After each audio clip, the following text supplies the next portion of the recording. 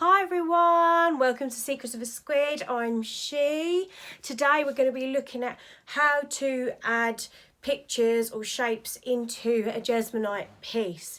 There's also another product that I've been using. It's called A1. It's exactly the same as Jesmonite. There is literally no difference except for the mixing ratio, which is great for people like me who don't know how to do maths and ratios just go doesn't work for me. So with A1 it's a 2:1 ratio rather than Jesmonite. If you're using the AC100 it is a 2.5:1, or in this video I use the AC370, which is a 5:1 ratio. And I didn't quite do 5:1 ratio, I messed that up. So it's a little bit more runny than it should be. We'll see in the video. But anyway, it's just taken a little bit longer to cure. It has actually worked. So we're going to be looking at how to make something like this. This is my little bat pot. Look at that little pastel goth bat pot. There we go. That's better. Look at those colours. And then I've got some little batties flying around. Yeah, so we're going to look at how to make one of these. And this pot is so big. It's literally like this. I could wear it as a hat. But I won't because it's really heavy. Yeah, so we're going to look at making this. What you will need is your Jesmonite. I just chose to try out the AC370, but you don't need to use that. It's entirely up to you. The only difference with that and the 100 is that this one is more cement-like and it will be perfect for things that you're going to do outdoors. So I wanted to make something that I could stick outside in the garden, and I won't worry about any corrosion or anything. So yeah, that's why I chose this. So you need your Jesmonite or A1, whatever it is that you're using. And you'll need some clay. Yes, I've chosen to use clay in this one. You will need your mould, of course, a sander, a respirator, and whatever pigments and stuff that you like to use. As always, please, please, please subscribe, like, comment, share, and let me know your thoughts. And drop them down in the comments. Any questions, I will get back to you as and when I can. Hope you enjoy. I will see you later. Bye. So I'm going to start by rolling out my clay. The clay that I use is called Monster Clay. It's an oil-based clay, which means it doesn't ever dry completely. It just hardens up a bit. If you put it in the fridge, it would harden up. And if you put it in the microwave, it will melt and it's just completely reusable. You can just keep going over and over, which is why it is fantastic for this sort of thing that we're doing now. And for those who have seen on my TikTok, my From the Inside technique uses clay, which is completely reusable. So we're reducing our waste. So you're going to roll out your clay. And then if you want to use a cookie cutter, grab your cookie cutter. If not, create your own wonderful shape. I've chosen a little bat because I love them and they're super cute, and it's just easy to show you for the purpose instead of me standing there trying to carve out my own shape. So you're going to cut out as many of your shapes as you want along your pot, and then when you are happy with that number, you can just line them up and get them ready to be used. There we go. I'm going to use 4 little bats. And there's my little beauties. So this is the mould that I'm using. It's a giant flower pot mould. I got this off Amazon. It does have this really awesome stand, which you will see. I'm taking my clay and I'm using a spray adhesive. I got this from the works. And I'm just spraying the back. And then this is me trying to work out which way up the bat should go. In my head, I'm panicking because I know the camera's rolling. And you're just going to hold it on there and wait for the adhesive to dry. And that is literally what you're going to do with all of them. You're going to spray the glue on and push it onto the side of your pot and continue round until you're all done.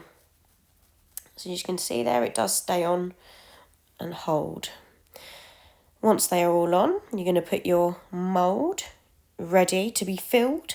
So this one, as I said, is quite a handy one. It's got this beautiful big, what's it called, container thing that's going to keep its shape, which is fantastic. When you're working with this amount of liquid that's going to turn solid, you need something sturdy. So I'm going to mix up my Jesmonite. here. Mix, mix, mix, mix. And then pour in the colours that I want. So I'm using an acrylic paint for the purple. But for the orange, I actually just used a normal poster paint, like a school paint, purely because I didn't have any orange acrylic paint. But it worked. So happy days. Gonna mix those up. You make sure they're mixed up nicely, because I'm not going for that streaky marble effect this time. I just want block colour and I want them mixed in with each other. So we're going to mix them separately. That's the purple done. And then go ahead and do the same with the orange. So you've got nice block colours there.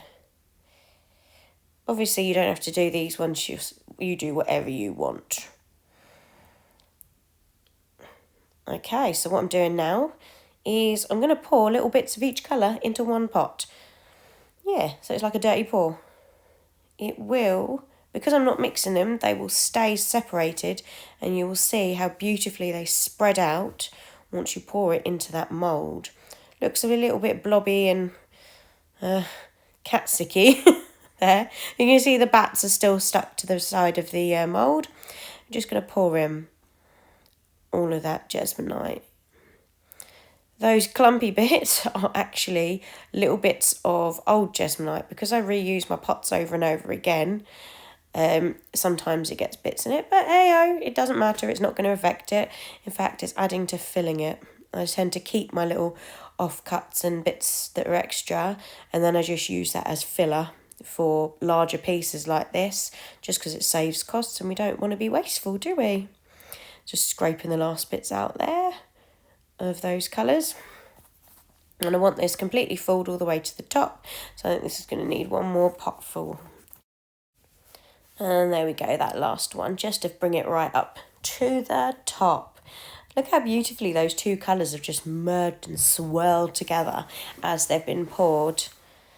It's really lovely. I think I should do some more pieces like that. Yeah, I think I'll do that. Waste not, want not, get every last bit out. And just add in that teeniest bit more on the top there. And that is a nice big colour swirl, isn't it?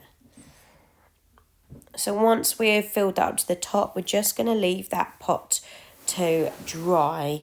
Because I did mess up my ratios, this took a little bit longer to dry than it should have. And you can see that the Jesmonite is super runny. It shouldn't be this runny for the AC730. Yay, I think I got that right this time. But it does eventually dry. Okay, so as we can see, it's a couple of days later. And we're going to take the mould off our pot. And look at that. Beautiful. Look at those colours. Amazing. And the little bats are still in there. You can see the glue is just sort of stuck there. What I'm going to do now is I've got my little clay tool and I'm just scraping out those bat bits from the pot. And you will see that because they were not the whole depth of that pot, you do get a nice little background. That is something that I didn't mention. I should mention that when you are making your clay pieces, make sure they are not the entire width of the pot. You do need to keep something there for the background, for the next bit to sort of sit in. So we're just creating a nice, I suppose a little bunker, for lack of a better word. Just taking the edges off. And what is good about this is because some Jesmonite will seep underneath the clay, just by scraping it off like this, you can just get rid of those really thin bits that may be stuck. As you can see here, there we go. Just scraping off that thin bit that's got stuck at the clay. Let's find those ears again, the little batty ears, because they've disappeared. And find the other one, it's under there somewhere. You've just got to follow the line of the clay, wherever the clay is. Let it take you to where it needs to go. And there's the other ear. Perfect. So work your way around, getting all your clay off your pot. And then you should be left with something like this. Yay! Doesn't that look good? You could leave it like this, to be fair, or fill it with resin or do anything. But I've chosen to fill it with Jesmonite. Again, this is very, very runny. It should not be this runny. But you get the idea. And the good thing is that if you do spill, make a mess, you are going to sand it after, so you can just sand off that mess. You will see now that I do create. Of course I do, because I am like the messiest person ever. I just create a disaster whenever I create. And oh, look, part of my pot fell off. Just shows I've been using it too much. There you go. I'm not scared to like smush that right across the pot, wipe it off, because that is so easy to fix. You just want to make sure your little cavity, that's a better word, isn't it? Cavity. The cavity is completely filled as you pour that in. This doesn't take too long to set, so you can either stand and wait, I don't advise it, or just prop it up against something until that has dried. You're going to work your way around and do this to every one of your shapes, your little cavities that you've made. Make sure it is as deep or as filled as you want. You could do like a single layer, so it's just a little bit and you still have that cavity effect, or you can fill it right up like I've done. Entirely up to you and your aesthetic that you are going for. So yeah, work your way around. When it's dry, you will need a sander, your pot, and gloves and a mask. Safety first. There's me and my respirator in the outdoors. And I'm just going to work my way around that pot, sanding down. As you can see, all that spillage, that mess that I've created is going to sand off beautifully, leaving that stunning marble effect of the purple and orange underneath. Work my way around the pot, just smoothing it down and making sure that I don't forget to do the rim of the pot either.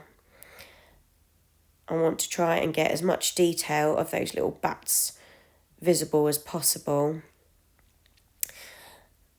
And when you are happy with your sanded piece, have a look at it. So I like that. Next, don't want it to stay that light colour, so what I'm doing is I've got some coconut oil and I'm just going to pour it straight into the pot, and then I'm going to massage it in, give my pot a little massage. Yeah, and you will see, boom, look at that. That colour just pops now, doesn't it? It really brings out those tones. So just work your way around your pot if you want to bring those colours out, giving it a little massage. So here we go. Here is your final piece. Isn't it beautiful? Thanks for watching, guys. Bye.